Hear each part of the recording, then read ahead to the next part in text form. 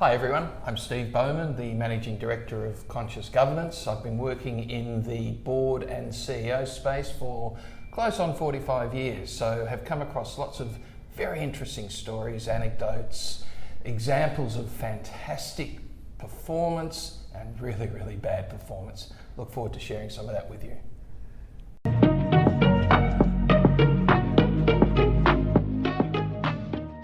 Hi, I'm Mark Banicevich. As you just heard, today I have the pleasure on Governance Bites to spend time with Steve Bowman. Steve, thank you very much for your time. The topic we're going to talk about today is on CEO or Managing Director.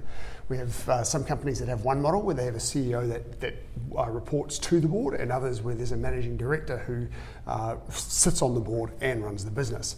So my first question for you on this topic is, at a governance level, what are the fundamental differences between a CEO and a Managing Director?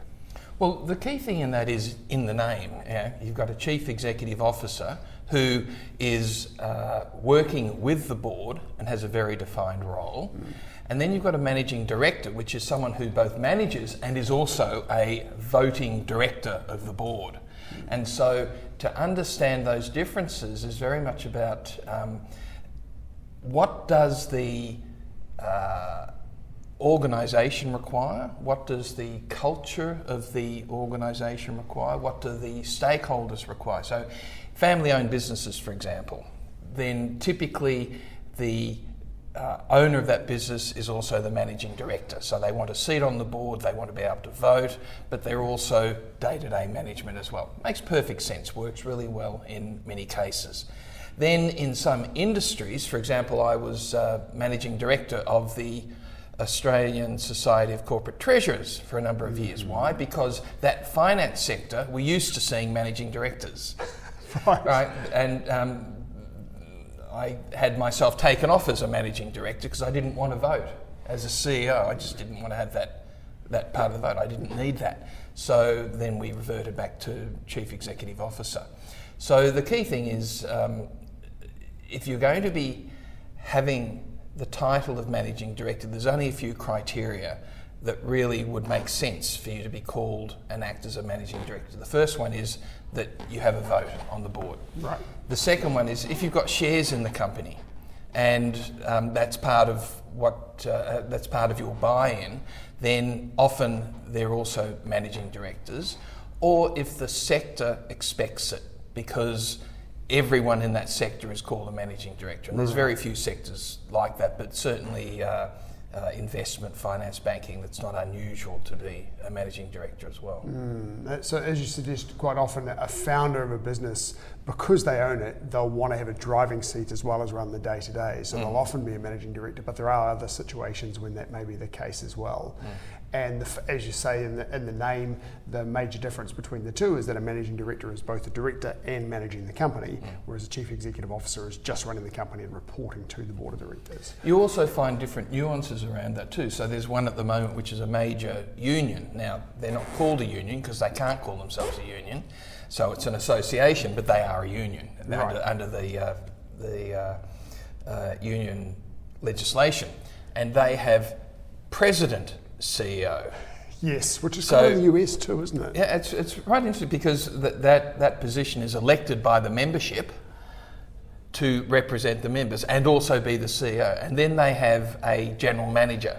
Right. So there's no right or wrong around this, but the president stroke CEO has a vote on the board, not called Managing Director, called President. In the end, it's not so much what you're called, it's what the purpose is there. And because they've been placed there by a vote of the membership, then they are acting as a director, but also as the Chief Executive. Right, interesting. So in that concept of Managing Director, no matter what they're called, could the title cause some sort of blur between governance and managing the business? Oh, all the time. So this is one of the biggest issues is, I was the general manager of a family-owned business, a very large family-owned business in Australia, and very, very successful. And they brought me in to be the general manager. And that's where I learnt the two lies of the family-owned business. The first lie is, I'm ready to retire. And the second lie is, and you're in charge. Right. So there's nuances in all of this. So family-owned businesses, typically, there has to be a really well thought out succession plan in place, and the owner's got to be behind that. And the owner was the managing director, but they wanted to retire, but they also weren't willing to give her over control. So that's where the governance issues comes into it. The other thing is often you'll find advisory boards, particularly in those types of companies. So rather than having a full-blown corporate style board, you have advisory boards, and the key trick with advisory boards is that they've only got two rules as an advisory board. They're there to ask questions, and the second rule is they're there to ask questions. They can still function as a board, but they actually don't have the right to make the decisions that are in there. So again, the whole notion of having a managing director is, if I've seen a lot of associations call their CEO managing director, but the person doesn't have a vote, and they're actually not a director, but they think it sounds more important than executive officer. Yes. So you've just got to be a little bit careful about what it means. And so if someone does have a managing director position, just to be very clear, their role as a director, but then also their role as the chief executive as well too. And that's where things like your governance committee or your nominations committee or some of the other mechanisms you can put in place can actually help that person transition between when they're being a director versus when they're being a chief executive. Right. I expect that other people on the board can help keep them out of the weeds in the boardroom as well too, right? Yeah, absolutely. So, I mean, what we're finding with a lot of boards these days is that they're actually allocating a mentor, an external mentor, to the managing director or the owner to assist that person navigate their way through some of these areas. Right. Sometimes the board doesn't have the experience themselves. Yeah, true. How should boards ensure that regardless of title, the top executive remains accountable without overstepping into governance when it's not their role, or without diving into the weeds when it is? So can you reframe that? So if you've got a managing director or a CEO, and in their role in management, you want them to ensure that they're managing and not overstepping into governance. Yes. How can boards ensure that that doesn't happen? Very good question. When a managing director is acting as a director, then the chair manages that process, and hopefully we'll be able to remind the managing director when they're getting too far down into the weeds where the board actually doesn't require that. Also, one of the mechanisms that boards find very useful is having a board-only session where the managing director is not there. Right. So, and then they can talk about the things that are worthy of talking about when it comes to performance management, when it comes to, so how's this position going? Is there anything that we can do to help this person to elevate us to the level that we need to be at? How is this person taking criticism? Do we need to work with that? So that whole notion of an in-camera or a board-only session can be very, very powerful. And there's some rules of the game behind that, so it's not a whinging session, but actually helps the managing director navigate that role between being a full-on director and also the chief staff officer. It is very interesting that you raised that point. I was wondering about that because when you've got a CEO, board only time is very clear. The CEO is not in the room and you've just got the board. When you've got a managing director who is technically a director saying, we need some conversation without that person in the room as well for the same reasons. Really. Well, the thing with the board only session is it's not a decision-making body, so therefore it doesn't. It doesn't have to have all of the directors in there, but those that aren't conflicted, and the managing director by very nature is going to be conflicted with a lot of different things. Nothing wrong with it, just needs to be managed. Yes, of course. Are there any decision-making or accountability advantages on a managing director type role versus a CEO role? I think it's very personality driven. There are some people who can navigate that really, really well. So when they sit down as managing director at a board meeting, they're functioning as a director, And then when it comes to the managing director's report, they've already done the hard yards by pulling out the 2 or 3 really strategic issues they want the board to focus on, so they don't have to get into the operational side. But also as a director, I mean, one of the things that could be very, very useful is to understand what is it that my board needs to help keep them focused and strategic. And it isn't a 50-page staff report on how busy the staff have been. So hopefully the managing director understands even more intuitively what their directors need to be able to have those really strategic value creation conversations that they need to have. Yeah, okay. Is there a role that you mentioned before about sometimes an industry can impact whether there's and let's talk substance over form, managing director versus a CEO role. Are there particular sectors or particular industries or complexities in stakeholder environments that say, okay, in this situation, one or the other is better? Yeah, typically there's 2 sectors that expect the CEO to be the managing director, or they're not surprised if they are. One of them is in the finance sector. So, my background has been with Society of CPAs in Australia, CEO of the Society of Corporate Treasurers, CEO of the Australasian Institute of Banking and Finance. So they're used to having managing directors sitting around their board table. Is that?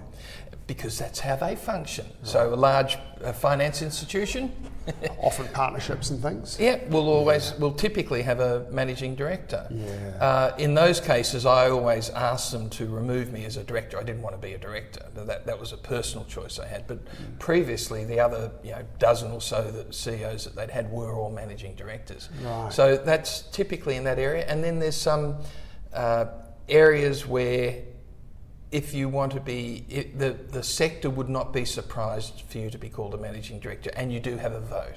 And so they're often